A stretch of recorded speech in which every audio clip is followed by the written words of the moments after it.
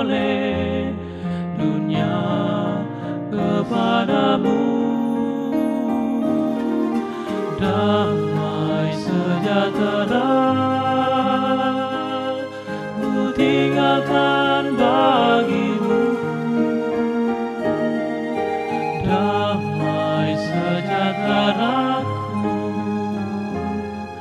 ku berikan kepadamu. Janganlah gelisah dan gentar hatimu. Yohanes 14 ayat 27. Jadi elemen pertama dari hidup sehat ini adalah H, yaitu hati yang gembira. Dan berbicara tentang hati yang gembira, maka itu kita berbicara tentang pikiran dan kejiwaan. Di mana pikiran dan kejiwaan begitu banyak mempengaruhi tubuh kita, kesehatan kita. Bukan hanya karena pikiran dan kejiwaan mempengaruhi perilaku, karena pikiran dan kejiwaan mempengaruhi apa yang akan kita makan, apa yang akan pikiran kita lah yang menentukan pilihan-pilihan makanan, bagaimana kita mengatur kehidupan ini kan pikiran yang tentukan. Tapi juga secara langsung ke dalam tubuh ini juga kejiwaan juga memiliki pengaruh. Di dalam Amsal 23 ayat yang ke-7 bagian A, di dalam versi King James menulis, "For as he thinketh in his heart, so is he." Jadi sebagaimana dia berpikir di dalam hatinya, demikianlah dia. Kita adalah apa yang kita pikirkan. Satu kutipan di dalam Healthful Living dikatakan bahwa the mind and body, pikiran dan tubuh, intimately connected, terhubung secara intim. Dan ini terbukti di dalam ilmu pengetahuan bahwa apa yang kita pikirkan mempengaruhi tubuh kita, apa yang tubuh kita rasakan mempengaruhi pikiran kita. Makanya ada yang disebut mind-body interaction, atau interaksi pikiran dan tubuh. Jadi hubungan antara pikiran dan tubuh ini diteliti di dalam satu disiplin ilmu kedokteran namanya psikosomatik. Jadi seringkali orang mendapatkan satu gejala, padahal sebenarnya bukan organ itu yang bermasalah, tapi itu bermasalah karena di pikirannya. Ya, itu adalah fenomena psikosomatik ya. Jadi apa yang dipikirkan itu tersalurkan sampai fisik pun, raga pun ikut merasakannya. Jadi kalau bisa disederhanakan adalah pikiran yang buruk itu memberikan efek yang buruk bagi tubuh. Dan itu juga sebaliknya.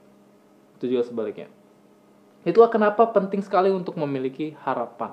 Penting sekali untuk memiliki pengharapan.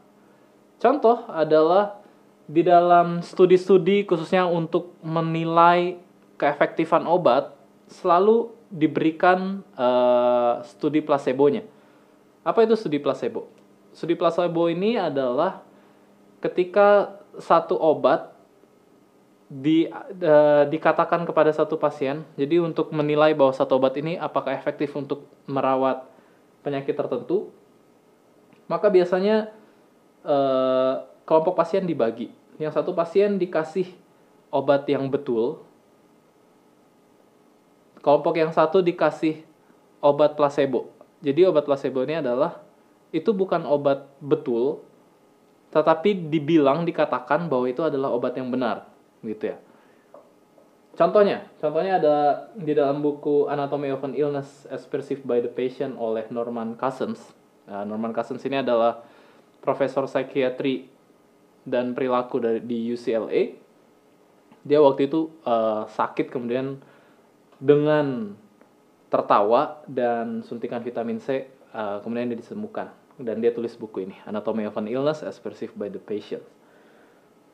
Dia mengutip satu studi dari Dr. Thomas Chalmers dari Mount Sinai Medical Center, di mana Dr. Thomas membandingkan dua kelompok untuk menguji teori bahwa asam ascorbat atau vitamin C ini mampu mencegah pilek.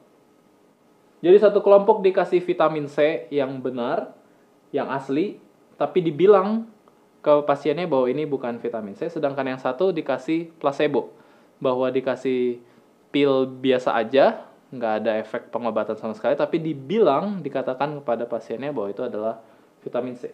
Dan apa yang didapati dari studinya, ternyata kelompok yang meminum placebo, yang berpikir bahwa mereka sedang minum asam ascorbat, didapati sedikit mengalami pilek, sedangkan kelompok yang minum asam ascorbat, yang berpikir bahwa itu bukan asam ascorbat, didapati lebih banyak mendapatkan atau mengalami pilek. Jadi di sini kita lihat bagaimana pengaruh pikiran terhadap tubuh. Bagaimana pengaruh pikiran terhadap keefektifan satu terapi. Jadi faktor pengharapan dan faktor iman, faktor kepercayaan ini sangat berperan penting di dalam penyembuhan seseorang. Kalau tadi namanya efek placebo, yaitu ketika pasien menganggap bahwa ini memiliki efek terapi, padahal sebenarnya secara mekanisme tidak punya efek terapi sama sekali, tapi didapati punya pengaruh positif. Ada yang sebaiknya namanya efek nocebo, di mana efek nocebo ini adalah efek terbalik dari placebo, yang sebenarnya itu tidak punya pengaruh apa-apa, tapi karena pasien, karena kita menganggap bahwa ini merusak, karena ini bahaya, maka tubuh akan beradaptasi dan menganggap bahwa itu bahaya. Padahal secara kimia, mekanismenya tidak akan menghasilkan hal yang berbahaya. Jadi di sini kita melihat bagaimana pengaruh pikiran terhadap tubuh kita. Berbicara tentang interaksi antara pikiran dan tubuh, ada satu disiplin ilmu yang disebut psychoneuroimmunology, di mana psychoneuroimmunology kadang-kadang disisipkan endokrin, jadi psychoneuroendocrine immunology. Ini adalah salah satu cabang keilmuan yang sudah mendapati bagaimana mekanisme antara pikiran mempengaruhi kekebalan tubuh. Dan mereka meneliti sel natural killer, NK cell, di mana natural killer cells ini adalah sel-sel bagian dari sel darah putih, bagian dari imun kita, kekebalan tubuh kita yang melawan patogen atau bakteri, virus, dan penyebab-penyebab penyakit lainnya. Dan mereka dapatin bahwa stres, tekanan itu mempengaruhi sel-sel natural killer. Apa yang mereka dapatin? Di dalam buku Introduction to Psychoneuroimmunology ditulis begini. Individu-individu yang cenderung untuk menganggap bahwa stres yang dialami adalah stres yang ringan, sekalipun secara objektif itu sebenarnya adalah stres yang berat, menunjukkan aktivitas natural killer cell yang lebih tinggi. Sebaliknya, orang-orang yang menganggap bahwa mereka begitu depresi, begitu tertekan, begitu sendirian, padahal sebenarnya secara objektif itu tidak terlalu berat, didapati bahwa sel-sel natural killernya, aktivitasnya berkurang. Jadi bagaimana kita menilai atau menghadapi sesuatu, menganggap sesuatu, itu mempengaruhi bagaimana tubuh kita, khususnya imun kita, melawan satu penyakit. Sehingga kita cenderung untuk mengalami penyakit tertentu. Kalau berbicara tentang natural killer cell, sel-sel natural killer ini bukan hanya tugasnya untuk mematikan invasif atau zat-zat termasuk virus dan bakteri, tapi juga natural killer cell juga adalah salah satu garda terdepan untuk membunuh sel-sel tumor dan juga sel-sel kanker. Di samping memang selama kita hidup, stres itu tidak akan pernah hilang. Tapi sebenarnya stres itu dibutuhkan oleh tubuh. Kita butuh stres. Karena tanpa stres, tanpa stresor, agen-agen yang membuat kita tertekan, maka tidak ada yang namanya perkembangan dan pertumbuhan. Kita bertumbuh kalau kita ada stres. Hanya saja bagaimana kita menanggapi stres itulah yang berdampak, entah itu bisa positif atau berdampak itu negatif. Jadi stres itu dibutuhkan oleh tubuh kita. Kita butuh stres, karena kalau kita tidak stres, kita tidak akan berkembang, baik itu secara psikologis maupun secara fisiologis. Secara fungsi tubuh kita, khususnya kekebalan tubuh, kalau dia nggak dapat stres, kekebalan tubuh kita tidak akan berkembang dan rentan untuk mengalami infeksi. Itulah kenapa bagaimana kita melihat stres, menanggapi stres, khususnya sebagai seorang Kristen, kita harus melihat bahwa apa yang terjadi pada kehidupan kita saat ini menurut Roma 8 ayat 28, semuanya itu terjadi untuk kebaikan kita. Ketika kita mengamini bahwa apapun yang terjadi dalam kehidupan kita, baik itu oleh karena kesalahan kita di masa lampau atau oleh karena kesalahan orang lain, kita dapatin, kita harus aminkan, percaya bahwa segala sesuatu dapat kutanggung di dalam Dia yang memberikan kekuatan padaku. Studi yang lain dapatin bahwa ketika seseorang sedang ada dalam stres akut, seperti pada gerak badan yang terkontrol, maka natural killer cell ini meningkat. Tetapi ketika stres itu menjadi kronik, menjadi menahun, dalam waktu yang lama, stres yang sama terus-menerus dipikirkan atau dialami, maka natural killer cell tersebut cenderung secara progresif semakin menurun. Yang lainnya tentang bagaimana pengaruh pikiran terhadap tubuh. Ini dari masih buku yang sama, Introduction to Psychoneuroimmunology. Ditulis bahwa seseorang yang menekan emosi negatif, contohnya misalkan amarah, ketika dia menyimpan amarah di dalam hatinya, bisa menjadi salah satu faktor dalam memungkinkan seseorang mengalami kanker, memungkinkan seseorang mengembangkan kanker dan mempercepat progres dari kanker tersebut. Sedangkan seseorang yang sedang mengidap kanker tapi memiliki jiwa fighting, jiwa untuk berjuang, didapati prognosisnya lebih baik daripada orang-orang yang tidak memiliki jiwa perjuangan. Dan mereka yang memiliki support sosial cenderung untuk memiliki natural killer cell yang lebih tinggi, aktivitas natural killer cell yang lebih tinggi. Makanya berbicara tentang hati yang gembira, berbicara tentang pengaruh pikiran dengan tubuh, maka ini sudah menyangkut di elemen hati yang gembira, ini menyangkut juga di elemen hidup sosial, dan menyangkut juga Tuhan yang terutama. Karena lingkungan sosial kita juga mempengaruhi bagaimana kita menghadapi sesuatu, khususnya menghadapi fenomena kehidupan. Apakah kita akan disemangati atau justru down, discourage. Tapi terlebih daripada faktor lingkungan sosial, faktor dari dalam, iman, kasih, dan pengharapan. Karena sekalipun sosial kita, lingkungan sosial kita buruk, tapi selama kita memiliki iman, pengharapan, dan kasih itu terbakar di dalam hati kita, maka itu pasti akan memiliki efek yang positif. Itu kenapa Alkitab katakan bahwa orang yang kenal Yesus, orang yang menerima Yesus secara pribadi, dari dalam hatinya akan muncul mata air yang akan menyegarkan kegersangan jiwanya. Tapi bukan hanya menyegarkan kegersangan jiwanya, itu pun akan mengalir keluar dan menyegarkan orang-orang di sekitar dia. Kenapa hati kita gersang itu? Karena kita terlalu mengharapkan sesuatu banyak kepada orang lain, ya kan?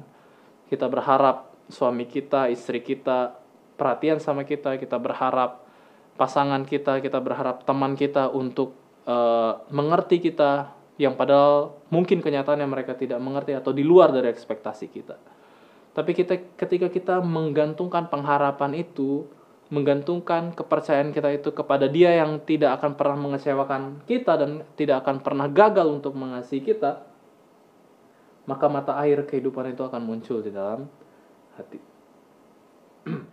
Secara molekuler, kebahagiaan itu dipengaruhi oleh beberapa zat-zat kimia yang mempengaruhi otak, khususnya hormon dan neurotransmitter yang sering disebut dengan DOS.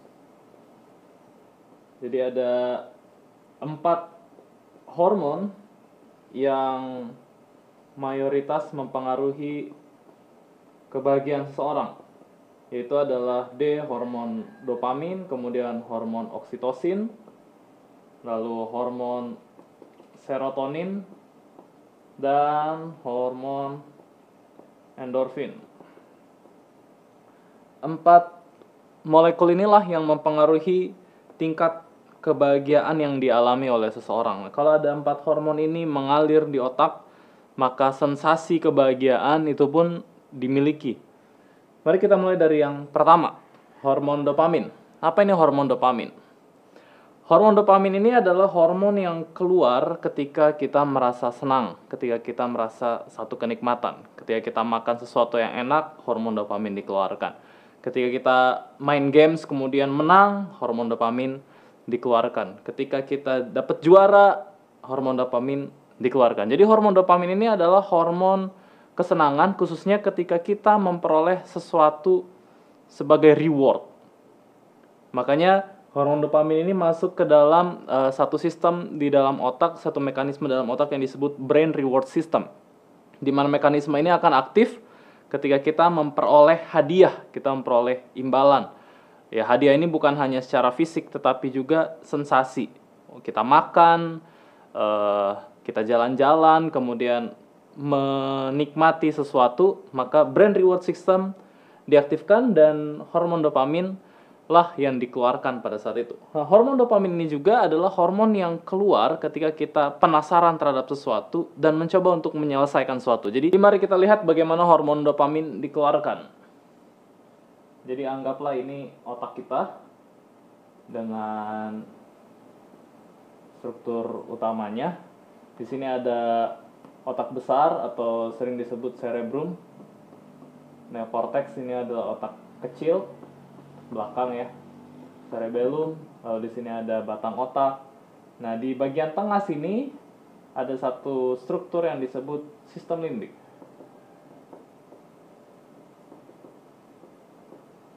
Di mana sistem limbik inilah yang mengatur emosi seseorang. Jadi kalau cerebellum dan batang otak ini mengatur koordinasi dan bawah sadar kita, ini mengatur bagaimana jantung kita memompa, bagaimana pencernaan bekerja.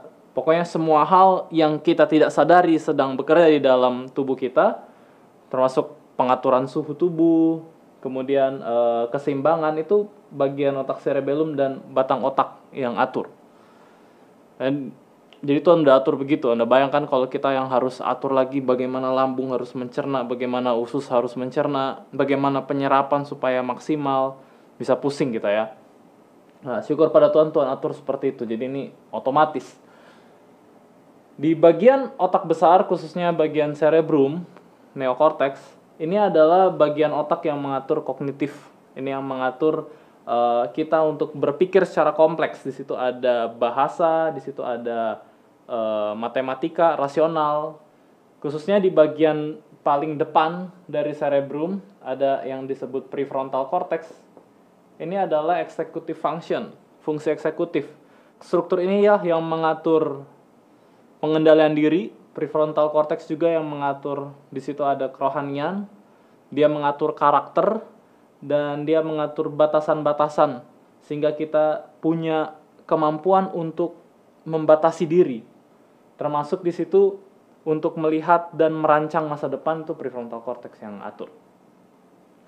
Nah, dopamin, di mana dia dikeluarkan? Dopamin itu dikeluarkan di sistem limbik. Di mana sistem limbik ini adalah bagian yang mengatur emosi. Di situ ada pengaturan kalau kita marah, kalau kita sedih, kalau kita senang. Itu sistem limbik yang aktif ketika kita sedang emosi. Di sistem limbik lah yang mengatur emosi kita. Ketika dopamin dikeluarkan di otak, maka sistem limbik ini aktif. Sistem limbik aktif. Tapi ketika dopamin dikeluarkan secara berlebihan, karena hormon dopamin ini yang membuat penasaran dan kalau kebanyakan dan terus-menerus dihasilkan membuat seorang candu, hormon dopamin inilah yang membuat seseorang jadi candu rokok, jadi candu obat-obatan terlarang, candu main games, baik itu di handphone maupun di laptop, ataupun candu terhadap sosial media, pornografi, pokoknya semua hal yang membuat candu, itu adalah karena adanya hormon dopamin ini. Nah, ketika hormon dopamin membanjiri otak, khususnya ketika seseorang candu, maka sistem limbik inilah yang akan lebih aktif. Dan masalahnya adalah hormon dopamin akan menghambat fungsi dari prefrontal cortex, sehingga membuat orang yang sedang kecanduan itu lebih emosional, dan kemampuan dia untuk menahan diri, mengendalikan diri, termasuk melihat masa depan, bervisi itu menjadi berkurang. Itu masalah dari orang yang kecanduan. Makanya orang yang kecanduan itu susah sekali untuk dikasih tahu, apalagi ketika hobinya ditarik tiba-tiba daripadanya, wah dia bisa berontak luar biasa. Nah, yang lain dari hormon dopamin adalah hormon dopamin ini adalah prekursor untuk pembentukan hormon norepinefrin. Kemudian nanti ketika hormon norepinefrin dikeluarkan, dihasilkan, kemudian dikonversi menjadi hormon epinefrin. Apa ini hormon epinefrin? Itu sering disebut hormon adrenal. Ini adalah hormon yang membuat seseorang jadi fokus, konsentrasi. Dan ini juga adalah hormon yang keluar ketika seseorang marah. Makanya orang yang sedang keluar hormon dopaminnya cenderung lebih mudah untuk marah, apalagi kalau dia diganggu. Ketika hobinya diambil atau dibatasi, maka dengan cepat dopamin akan dikeluarkan dan diubah menjadi hormon epinefrin. Nah, itu masalah dari hormon dopamin. Sekali, hormon dopamin ini adalah hormon yang kuat karena hormon ini membuat seseorang untuk fokus, membuat seseorang untuk terus mencapai tujuan, karena untuk mencapai apa yang dia kejar. Dan ini penting sebenarnya kalau dihasilkan dalam hal-hal yang positif, dan tentunya dengan kadar dan waktu yang tepat. Tidak boleh berlebihan dan pada waktu yang pas. Hanya masalahnya kembali lagi, sesuatu hal yang baik kalau keluar secara berlebihan itu dan tidak pada waktunya, itu bermasalah. Nah, itulah hormon dopamin. Inilah yang membuat seseorang candu. Nah, hormon dopamin ini akan menjadi satu berkat yang luar biasa kalau dia dikeluarkan sejalan dengan tanggung jawab seseorang. Jadi kalau seseorang punya tanggung jawab dan dia termotivasi untuk melaksanakan tanggung jawabnya, dan dia memperoleh kenikmatan dalam melakukan setiap tanggung jawab yang dia miliki, maka hormon dopamin ini akan menjadi satu pendorong, satu motivasi yang luar biasa dalam seseorang untuk melakukan tanggung jawab. Jadi sebenarnya hormon dopamin itu Tuhan buat ketika seseorang melakukan sesuatu dengan hati yang senang. Dengan hati yang senang. Itulah kenapa Alkitab katakan juga kan, bahwa apapun yang kamu lakukan, lakukanlah itu untuk Tuhan dan bukan untuk manusia. Ketika kita mendapati kesenangan, ketika kita mendapati kenikmatan dalam melakukan tanggung jawab, baik itu kepada orang lain maupun pada keluarga ataupun pada Tuhan, maka hormon dopamin akan dihasilkan, dan itu akan membantu kita untuk semakin menikmati kehidupan dan semakin senang dalam melakukan tanggung jawab. Nah, yang uniknya adalah Tuhan membuat satu hormon lain namanya oksitosin. Ini adalah hormon yang keluar, kalau dopamin itu hormon ketika kita mendapatkan sesuatu dari apa yang kita buat. Nah, hormon oksitosin ini akan keluar ketika kita berinteraksi sosial. Jadi ini adalah interpersonal. Hormon yang keluar ketika kita melakukan interpersonal, interaksi sosial. Khususnya ini didapati keluar ketika ibu sedang menyusui anaknya, ini keluar ketika suami dan istri sedang bercumbu. Intinya hormon oksitosin adalah hormon yang keluar ketika kita merasa nyaman berada dengan seseorang yang lain, Jadi hormon oksitosin ini selalu dihubungkan dengan bonding, ikatan sosial, dan kepercayaan atau trust. Hormon oksitosin adalah hormon yang mampu untuk menurunkan hormon kortisol, di mana hormon kortisol juga selain daripada hormon epinefrin yang membuat seseorang jadi tegang dan mudah emosi. Nah, ini ilmu parenting. Jadi seseorang yang candu terhadap satu hal, entah itu dia candu nonton film, entah itu dia candu internet, sosial media, dia candu terhadap pornografi, dia candu terhadap games, atau candu terhadap rokok, narkoba, dan obat-obatan lainnya, Itu tidak akan terjadi kalau hormon oksitosin yang keluar itu cukup. Jadi sebenarnya yang terjadi kepada anak-anak yang kecanduan, remaja yang kecanduan itu karena mereka kurang kasih sayang dari orang tua. Sehingga mereka mencoba mencari sensasi kesenangan dari hormon dopamin. Yang sebenarnya yang mereka sedang cari adalah kebahagiaan dari hormon oksitosin yang Tuhan sudah atur. Kalau itulah penting kenapa kita perlu untuk mengungkapkan baik itu secara verbal maupun secara tindakan kepada anak kita setiap hari bahwa kita sayang sama dia.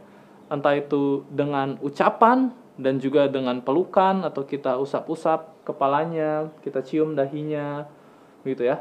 Sehingga mereka tidak cenderung untuk mencari kesenangan dari hormon dopamin, tapi karena mereka sudah terpuaskan dengan hormon oksitosin. Walaupun tetap hormon oksitosin juga punya efek negatif kalau itu terjadi kepada orang yang sedang pacaran, antara laki-laki dan perempuan yang sedang pacaran dan mereka terlalu dekat secara fisik. Hormon selanjutnya yang berperan dalam kebahagiaan seseorang adalah hormon serotonin. Hormon serotonin sering disebut sebagai antidepresan hormon karena hormon serotonin didapati mampu untuk menekan kejadian depresi terhadap seseorang. Bagaimana kita dapat hormon serotonin? Yang pertama, ketika kita jemur kena sinar matahari, tubuh akan secara otomatis menghasilkan hormon serotonin oleh karena sinyal cahaya yang didapat masuk lewat mata, kemudian diterima di bagian otak, dan otak akan mengeluarkan hormon serotonin. Itulah kenapa orang yang cuma di dalam ruangan, tidak keluar-keluar rumah, apalagi nggak dapat sinar matahari, cenderung mengalami depresi dan rentan sekali untuk mengalami stres. Tapi selain daripada kena sinar matahari yang mengaktifkan mekanisme pembuatan serotonin di tubuh kita, serotonin juga bisa didapat dari makanan. Bahkan faktanya 90% dari serotonin yang dihasilkan di dalam tubuh itu dihasilkan di bagian perut kita, di bagian gut. Itulah kenapa ada satu hubungan antara otak dan perut. Nah, sekarang kan sedang banyak diteliti bagaimana hubungan antara otak kita dan perut kita, atau sering disebut brain gut connection. Dan Ron Hubbard juga sebenarnya sudah ratusan tahun lamanya menulis bahwa otak begitu intim, begitu dekat, terhubung, terkoneksi dengan lambung kita, dengan perut kita. Bagaimana serotonin dibentuk di dalam tubuh kita? Jadi serotonin dibuat kalau ada satu asam amino yang disebut triptofan. Di mana triptofan ini akan dibentuk, di mana ketika tubuh memperoleh triptofan, maka dia akan diubah menjadi 5-hidroksitriptofan, kemudian baru menjadi serotonin. Dari mana kita dapat triptofan? Triptofan ini adalah asam amino atau protein ya. Protein yang ada banyak terdapat di makanan yang kita konsumsi. Ini terdapat pada daging, terdapat pada telur, khususnya terdapat pada daging ayam. Di dalam nabati ini terdapat di polong-polongan, khususnya kedelai, jadi tahu, tempe itu kaya terhadap akan triptofan, dan juga ada pada biji labu. Itu adalah sumber-sumber yang kaya akan triptofan. Sekalipun memang triptofan ada banyak di dalam makanan kita, tapi belum tentu triptofan akan dikonversi menjadi serotonin, apalagi kalau triptofan ini tidak bisa masuk ke dalam sel.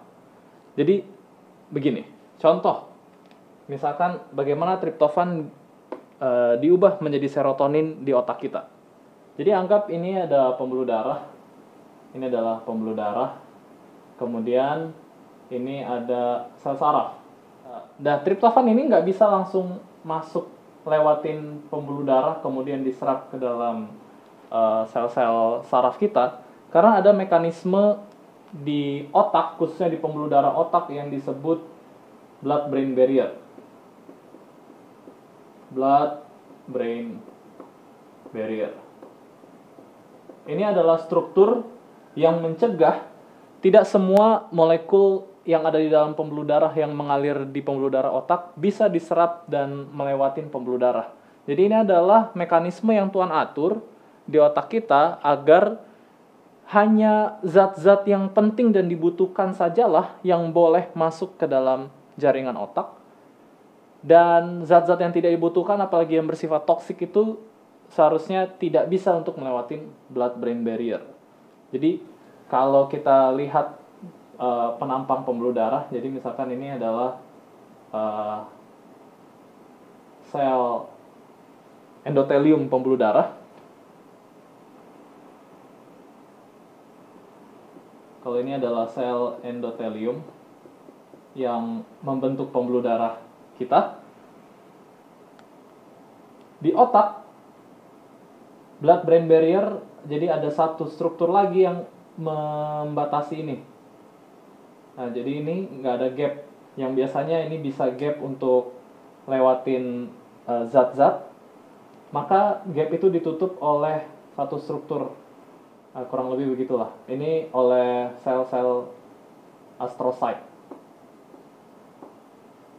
Inilah mekanisme blood-brain barrier. Jadi nggak semua bisa melewatin gap ini. Nggak bisa semua lewatin gap. Jadi kita lihat bagaimana Tuhan itu membentuk otak kita begitu protektif, bahwa tidak semua zat yang kita masukkan ke dalam tubuh, apalagi kadang-kadang kita salah masukin makanan kan, karena pengaruh budaya dan lain sebagainya. Dan Tuhan buat agar kesalahan-kesalahan dalam hal makanan ini tidak langsung merusak otak kita dengan dia membuat mekanisme yang disebut blood-brain barrier. Menandakan bahwa otak ini begitu penting, otak ini begitu spesial, sehingga perlu untuk benar-benar dijaga. Bukan hanya dari makanan yang kita makan, tapi juga dari apa yang kita lihat, apa yang kita dengar setiap hari, apa yang kita tonton, apa yang kita nikmati, apa yang kita baca. Itu juga kan sebenarnya mengatur cara berpikir kita. Jadi sebenarnya ini cukup untuk meyakinkan kita bahwa apa yang masuk ke dalam otak haruslah benar-benar yang paling murni. Alkitab katakan, semua yang baik, semua yang murni, semua yang sedap didengar kan, pikirkanlah semuanya itu. Hanya itu yang boleh masuk ke dalam otak kita. Kembali ke triptofan.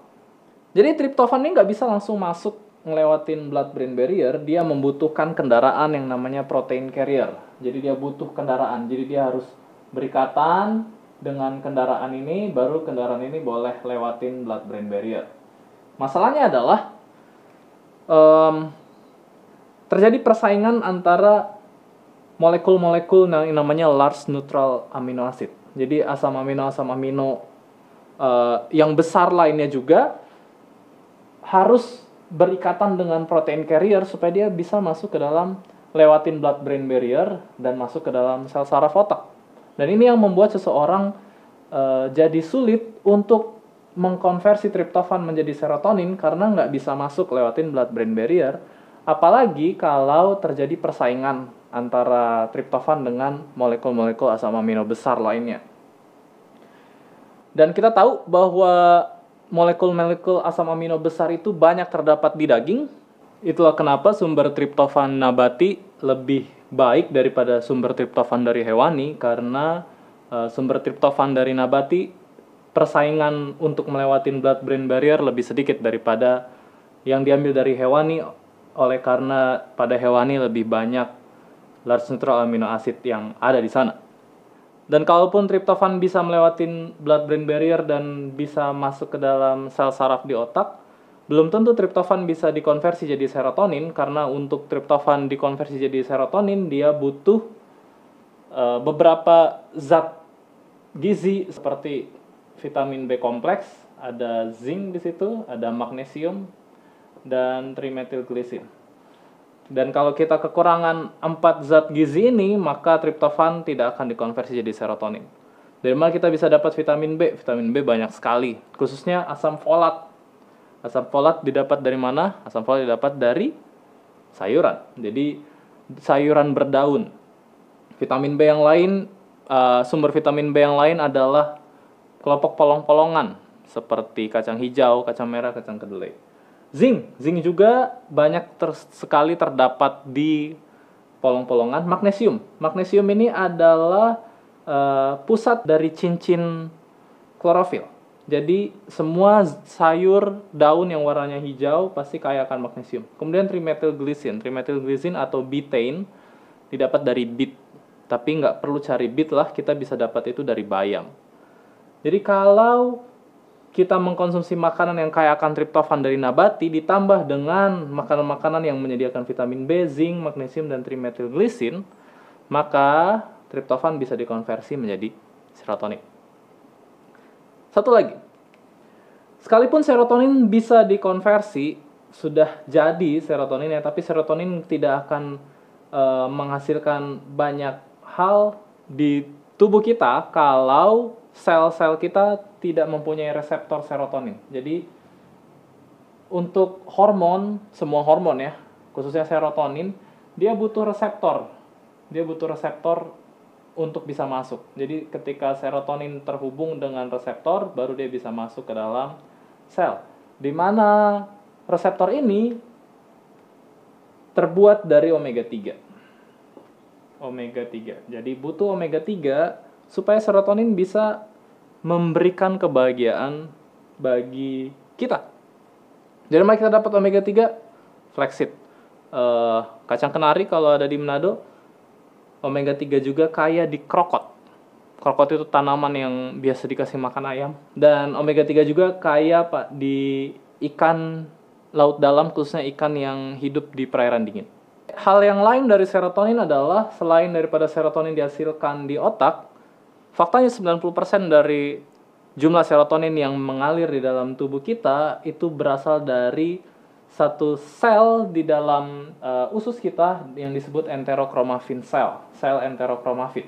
Di mana sel enterochromaffin ini akan menghasilkan serotonin ketika dia diinduksi atau ada zat aktif yang dihasilkan di dalam usus kita, dan itu akan mengaktifkan proses pembuatan serotonin di dalam sel enterochromaffin. Bagaimana caranya?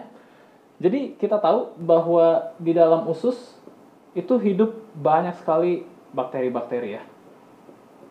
Ada mikrobiom. Ada jamur di situ, ada bakteri di situ. Di mana ada bakteri yang jahat, bersifat patogen, membuat sakit, tapi ada juga bakteri yang bersimbiosis mutualisme dengan kita di usus dan mempunyai dampak yang baik bagi tubuh kita. Nah, beberapa bakteri-bakteri yang baik inilah yang akan menghasilkan zat yang membuat sel di usus kita, sel enterochromaffin, untuk menghasilkan serotonin. Khususnya ada yang disebut short chain fatty acid, asam lemak rantai pendek. Jadi ketika kita mengkonsumsi satu makanan, khususnya ada yang namanya resistant starch, pati resistan. Ini adalah jenis karbohidrat kompleks yang tidak bisa dicerna di usus dan di lambung kita, tetapi dapat dicerna oleh bakteri-bakteri yang tinggal di dalam usus, khususnya di usus besar. Di mana ketika pati resistan dicerna oleh bakteri-bakteri di usus, bakteri di usus akan menghasilkan produk sampingan yang namanya short chain fatty acid, asam lemak rantai pendek seperti butirat. Dan butirat inilah yang akan mengaktifkan mekanisme pembuatan serotonin di usus kita oleh sel enterochromaffin. Dari mana kita dapat pati resistan? Pati resistan itu banyak. Itu ada pada pisang yang belum matang. Kalau di Manado mungkin kita kenal namanya ada pisang goroho. Jadi kalau berbicara tentang pisang itu sebenarnya ada dua jenis kan. Ada banana, ada plantain. Kalau banana ini adalah pisang yang kita makan waktu matang. Kalau plantain ini kita tunggu sampai dia matang jadi lembut pun nggak akan jadi. Jadi perlu dipanaskan, perlu pemanasan. Nah khususnya pisang yang dipanaskan ini, pisang-pisang mengkal yang dipanaskan, itu kaya akan pati resistan. Fatty resistant juga banyak terdapat pada umbi-umbian dan juga polong-polongan. Dan dengan mengkonsumsi makanan tersebut bisa mempengaruhi mood kita. Jadi orang-orang yang makan talas, yang makan ubi, itu pasti cenderung lebih bahagia, cenderung moodnya lebih baik dibandingkan orang-orang yang hanya memakan daging saja. Apalagi daging itu membuat perkembangan bakteri patogen secara lebih cepat di usus kita. Hormon selanjutnya yang berperan di dalam kebahagiaan seseorang adalah hormon endorfin. Hormon endorfin ini sering disebut sebagai painkiller hormon atau hormon anti rasa nyeri. Dari namanya, endo itu dari kata endogenus, fin itu dari kata morfin. Jadi endorfin ini adalah hormon yang bekerja seperti morfin tapi dihasilkan di dalam tubuh. Bahkan beberapa publikasi mengatakan bahwa endorfin ini lebih poten daripada morfin karena kemampuannya untuk membuat kita melawan rasa sakit itu lebih kuat. Jadi kalau kita di dalam tubuh kita sedang ada rasa nyeri-nyeri, sedang ada sakit, nggak mungkin kita bisa bahagia, nggak mungkin kita bisa senang. Tidak mungkin ada hati yang gembira di saat kita sedang merasakan sakit yang nyeri itu. Itulah kenapa hormon endorfin dikaitkan sebagai hormon kebahagiaan, karena kemampuannya untuk menghilangkan rasa nyeri. Bahkan secara seluler, dia ini reseptornya di dalam sel itu sama dengan reseptor ketika morfin mau mempengaruhi satu sel. Bagaimana kita memperoleh hormon endorfin? Hormon endorfin ini akan dikeluarkan ketika seseorang olahraga, ketika seseorang gerak badan. Itulah kenapa orang yang gerak badan, olahraga setiap hari, kemampuan dia untuk menahan rasa sakit itu lebih kuat. Dan kembali lagi, seperti serotonin juga, dari matahari, ketika kena sinar matahari, maka mood seseorang pun akan lebih baik ketika dia berolahraga. Nasihat di dalam firman Tuhan, di dalam Efesus pasal 4, ayatnya yang ke-26 katakan bahwa apabila kamu marah, jangan kamu berbuat dosa, jangan matahari terbenam sebelum padam amarahmu. Berbicara tentang hati yang gembira, seringkali orang pikir jangan marah-marah. Tapi Alkitab katakan marah itu nggak masalah. Seperti yang kita sudah pelajari sebelumnya bahwa stres pun diperlukan. Marah pun tidak masalah. Marah itu nggak apa-apa. Bahkan marah tidak seharusnya jangan dipendam lama-lama. Dia harus dikeluarkan atau dinetralisir. Dan Alkitab mengatakan bahwa marah boleh, tapi jangan sampai kita berbuat dosa. Dan marah boleh, tapi jangan sampai lewat matahari terbenam. Tidak boleh lewat matahari terbenam. Kalau lewat matahari terbenam, maka itu udah jadi dendam. Jadi marah boleh, tapi hanya untuk 1 hari. Besok atau matahari terbenam, selesai, sudah. Nah, ketika Alkitab mengatakan bahwa marah cuma sampai matahari terbenam, sebenarnya ada satu hal yang menarik di situ. Kalau kita lihat skema ini adalah bagaimana pengeluaran hormon kortisol di dalam darah seseorang sepanjang 1 hari 24 jam. Dan kalau kita lihat ini dipengaruhi oleh banyaknya terang gelap atau siklus sirkadian yang ada di dalam tubuh. Hormon kortisol ini adalah hormon yang membuat seseorang bangun. Hormon kortisol adalah hormon yang membuat seseorang waspada. Dan hormon kortisol adalah hormon yang membuat seseorang bisa menahan atau menanggulangi stres.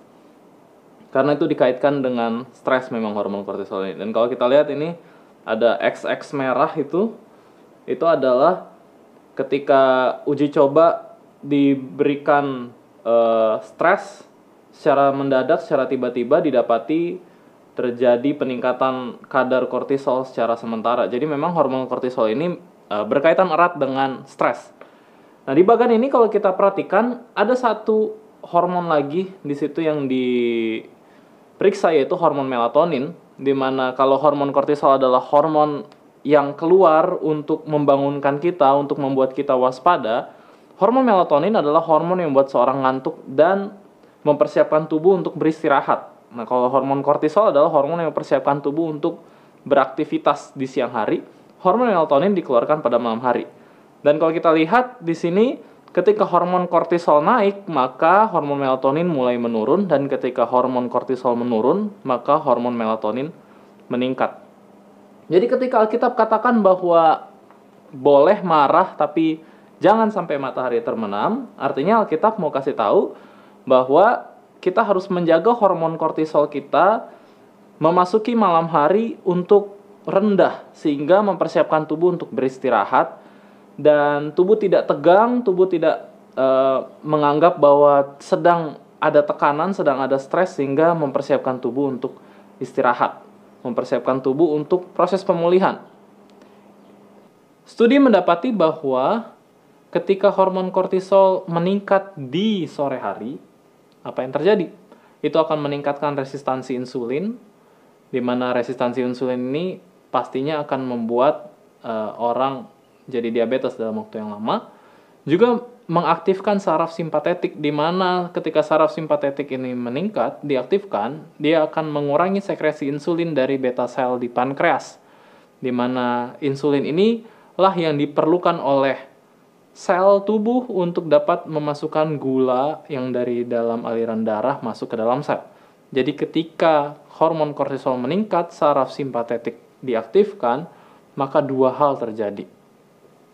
Sel beta di pankreas mengurangi sekresi insulin, ditambah lagi resistensi insulin pada sel, sehingga membuat seseorang lebih mudah untuk mengalami penyakit metabolik atau sindrom metabolik. Jadi ketika Alkitab katakan marah tapi jangan sampai matahari terbenam, itu juga punya efek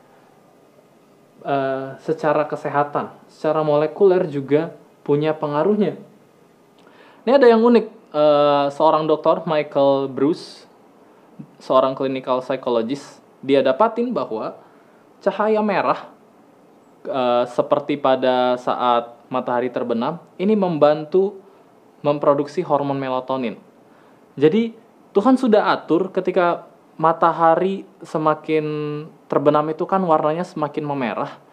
Cahaya merah yang masuk ke dalam otak kita itu, ke dalam mata kita, kemudian diterjemahkan di dalam otak, itu akan segera membuat tubuh kita untuk menghasilkan melatonin.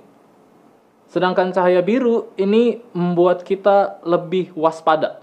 Itulah kenapa orang-orang yang biasa lihat handphone, lihat laptop sampai pada malam hari, itu kebanyakan kan sebenarnya cahaya biru yang dikeluarkan, itu membuat orang lebih waspada, jadi susah tidur.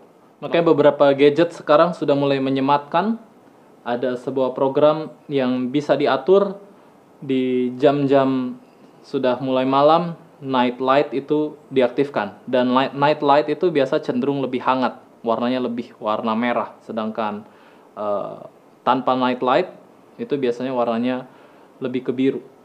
Di mana warna biru ini adalah warna yang meningkatkan kewaspadaan seseorang. Itulah kenapa mungkin Tuhan kasih warna biru di langit. Selain warna biru, warna hijau juga meningkatkan kewaspadaan. Jadi secara alamiah tubuh itu akan